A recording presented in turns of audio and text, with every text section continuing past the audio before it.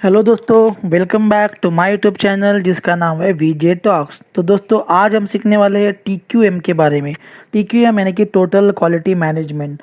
TQM का concept क्या है, टीक्यूएम के गुरुज कौन कौन हैं, उसके बाद elements of TQM, TQM implementation steps कौन कौन से हैं, तो ये आज हम सीखेंगे। Before starting the video I wanted to tell you that कि please subscribe my channel so that you can get notification of my new videos on timely. So चलो दोस्तों वीडियो को स्टार्ट करते हैं। सबसे पहले हम जानेंगे कंसेप्ट ऑफ टीक्यूएम के बारे में।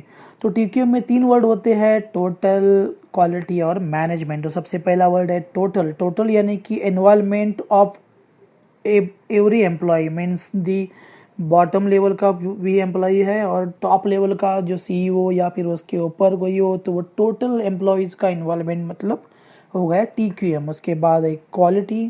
क्वालिटी मतलब simply saying that customer satisfaction, customer के नीड्स, रिक्वायरमेंट्स, जो कुछ भी कस्टमर की क्वेरी है उसको सेटिस्फाई करो, मतलब हो गया आपका क्वालिटी।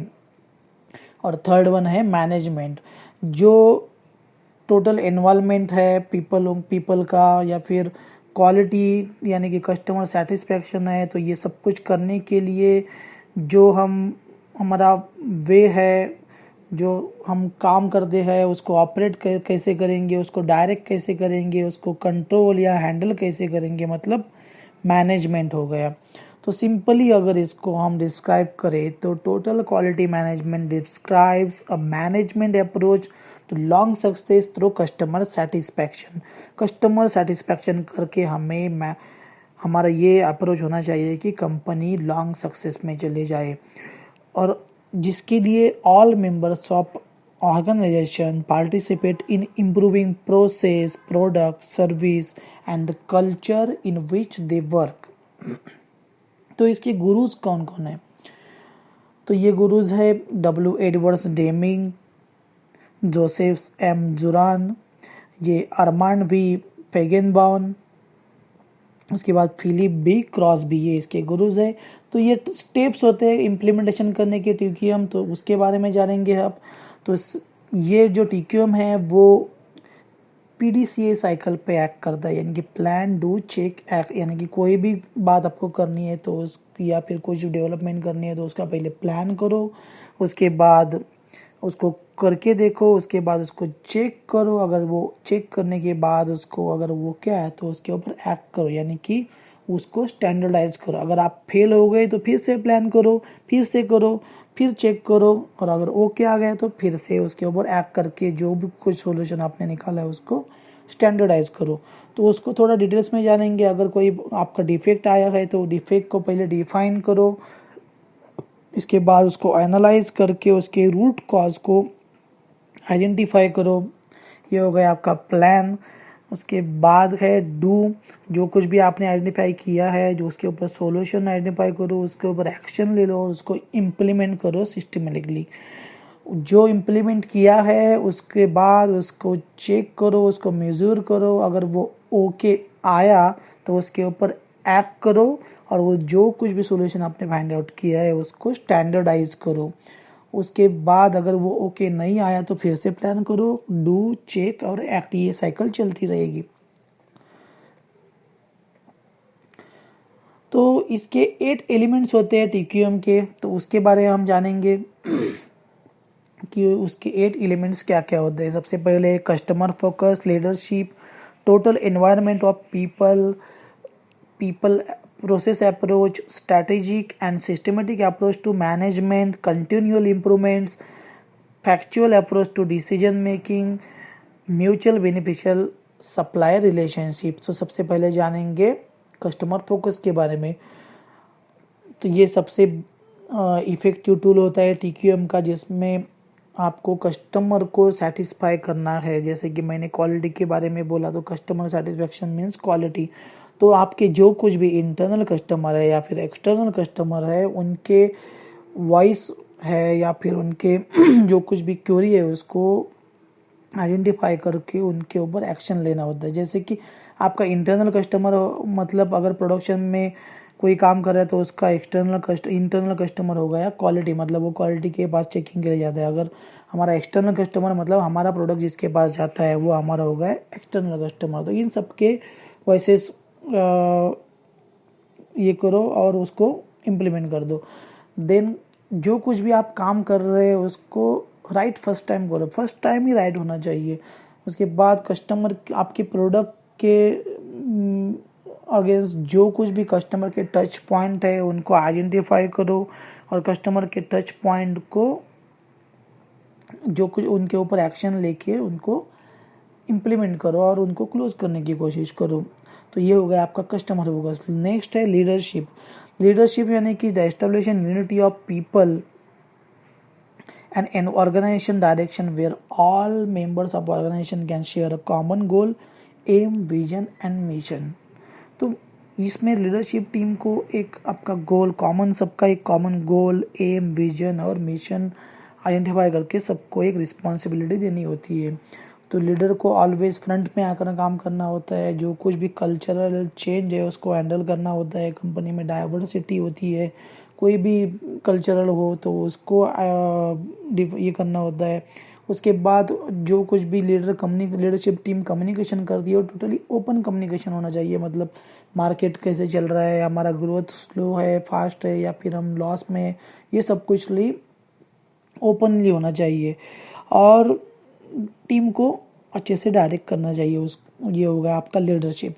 तो नेक्स्ट है इन्वॉल्वमेंट ऑफ पीपल। जैसे कि मैंने कहा कि टीक्यूएम में टोटल एम्प्लॉयज़ का इन्वॉल्वमेंट होना चाहिए, बॉटम लेवल का एम्प्लॉय हो या वो सीईओ लेवल का एम्प्लॉय हो, क्योंकि आपको पता होगा कि people is the most important resource asset of the organisation. क्योंकि लोगों से ही क्वालिटी आती है, लोगों से नॉलेज शेयर होता है, इंफॉर्मेशन शेयर होता है, उनको एजुकेशन कर देना चाहिए, उनको ट्रेनिंग देनी चाहिए ताकि वो मल्टी स्किल हो जाए।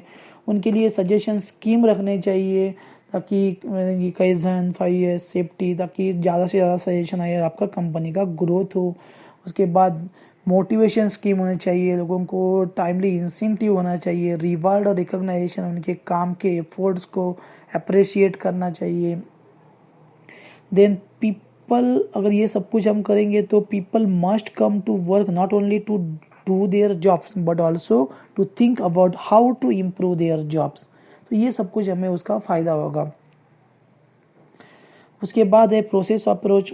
तो कंपनी में, किसी भी कंपनी में अगर सक्सेसफुल इम्प्लीमेंटेशन करना है टीक्यूएम का, तो कंपनी को परफॉर्मेंस मेजर्स हर एक डिपार्टमेंट का एस्टेब्लिश करना चाहिए, चाहे वो HR हो, प्रोडक्शन हो, SCM हो, क्वालिटी हो, हर एक का एक परफॉर्मेंस मेजर होना चाहिए और उसके ऊपर डिस्कशन होना चाहिए। Always focus on process from supplier to customer, internally और एक्सटर्नली। सप्लायर से जो भी मटेरियल आता है, जो कुछ भी प्रोसेस होती है, उस प्रोसेस से लेके कस्टमर एंड तक जहाँ पर अपना मटेरियल जाता है, उस के बीच में जो भी प्रोसेस है उसके ऊपर हमारा फोकस होना चाहिए। और जो भी प्रोसेस हम कर रहे हैं उसके परफॉर्मेंस रिजल्ट हमारे पास होने चाहिए और वो हमारे जो KPIs कंपनी ने डिफाइन किए उसके अगेंस्ट हमें डिस्प्ले होने चाहिए कि हमारी कंपनी ग्रोथ में है या फिर लॉस में है, या फिर कंपनी में इफेक्ट, क्वालिटी डिफेक्ट बढ़ रहे हैं, कम हो रहा है। ये सब कुछ ओपन टू ऑल होना चाहिए, यानी कि सबके ऊपर हमारा प्रोसेस अप्रोच होना चाहिए। उसके बाद स्ट्रैटेजिक और सिस्टमेटिक अप्रोच टू मैनेजमेंट का एक स्ट्रैटेजिक और सिस्टमेटिक अप्रोच होना चाहिए जो कि हमारे विजन, मिशन, गोल के साथ हो।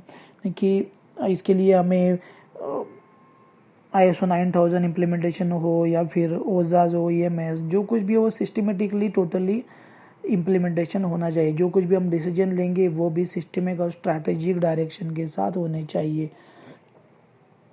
उसके बाद एक कंटिन्यूस इम्प्रूवमेंट यानी कि बिजनेस प्रोसेस, इस सब में अगर हमारा क्वालिटी आ गया, सब प्रोसेस जो भी है उसमें सब में हमें कंटिन्यूस इम्प्रूवमेंट करना है। इसके लिए हमें कंटिन्यूस इम्प्रूवमेंट्स प्रोजेक्ट्स देने चाहिए, जैसे कि RFT इम्प्रूवमेंट हो गया, कस्टमर सेटिस्फैक्शन हो गया, 6 सिग्मा हो गया, 0 डिफेक्ट मैन्युफैक्चरिंग हो गया। जो कुछ भी हो जिससे क्वालिटी हमारी इम्प्रूवमेंट हो सकती है तो वो प्रोजेक्ट हमें कंपनी में डिस्ट्रीब्यूट करने चाहिए।